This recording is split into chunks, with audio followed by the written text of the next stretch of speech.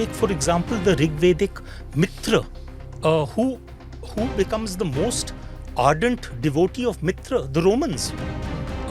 And of course, when you have Mitra, then you will also have Varuna, because Varuna and Mitra pretty much go together. And then what do the Greeks do with Varuna? They adopt him and they make him Uranus. You had two Indian monks who eventually went to China, and even today you have a temple there known as the White Horse Temple, which is where they sat and they translated the first Buddhist scriptures for the Chinese people. Sanatan, we are adaptive. Right. So we transform constantly. There was a more, antiquated civilization that existed, a very knowledgeable civilization, a very Smita, advanced civilization. I don't know. To my mind, I think there is a lot of stuff that we don't know. And I want that to be brought into public discussion. Like for example, people ask me, why do you call it the Bharat series? Because there are stories which deal with China, there are stories which deal with Persia, but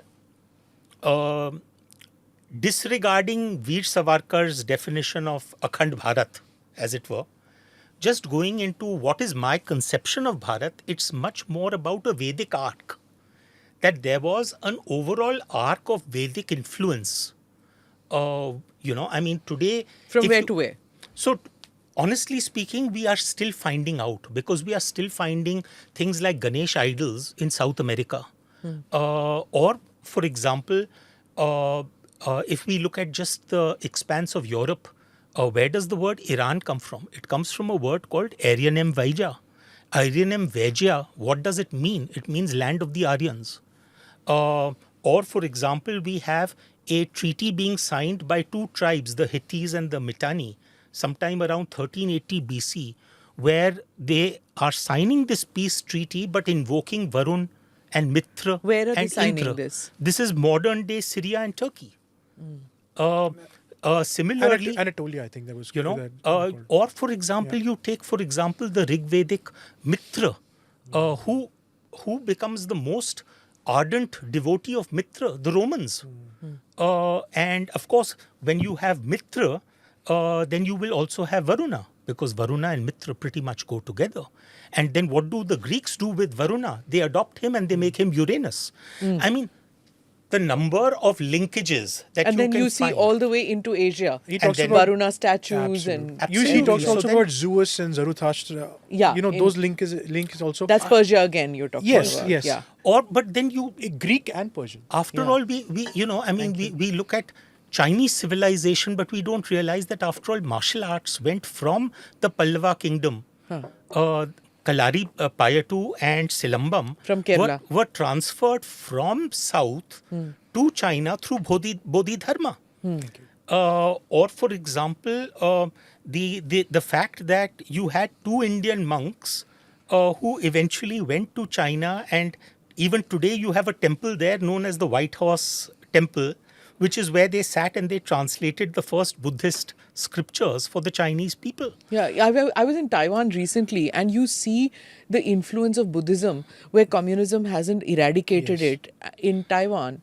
And I mean, it feels like, the Bhutanese civilization, it feels like, when you see that, there's so much from agarbattis to, everything. And this out was there. the Hinayana form of Buddhism. Absolutely. Don't you consider, I think, the fact that there was a lot of flight of Buddhists from India, one of the greatest tragedies was that it was adopted in other countries, but India was a Buddhist kingdom. That India was was a Buddhist deliberate. land That also, was but it deliberate. went Yeah. away slowly. And not only that, within the world of Sanatan, we are adaptive. Right. So we transform constantly. So, for example, when you have the rise of a Buddha, then you simply adopt him as the ninth avatar of Vishnu. So by the end of it, or for example, the Shaivite influence comes in, as a result of which you have a new offshoot called Tantric Buddhism. So we are constantly transforming. If you are genuinely Sanatani, then I think it is the absolute fundamental form of liberalism. It's so strange that the liberals of this country somehow seem to be anti-Sanatan, but I can't for the life of me figure this one out, because um,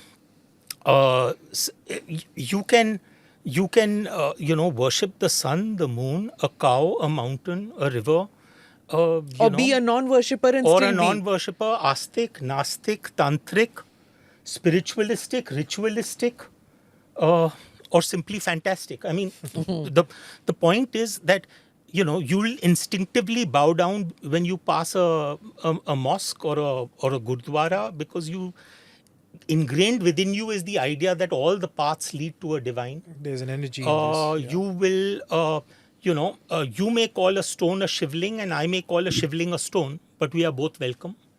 You may believe in Shakti or Bhakti. You may think that the path is Yantra, Tantra, Mantra. Each one can follow their own path, Artha, Kama, Moksha, Dharma, whatever. How does it get more? You can have 300 versions of the Ramayana and your version doesn't negate mine. Yeah. So in that sense, I don't think necessarily that Buddhism would have been driven out as much as absorbed and adapted, and it would have taken on new forms. So, for example, the entire deal with, let's say, vegetarianism might have been an outcome of the Buddhist influence, and so on and so forth. So there are many things like that, which probably we are now practicing, we've imbibed, but we just don't realize where it came from.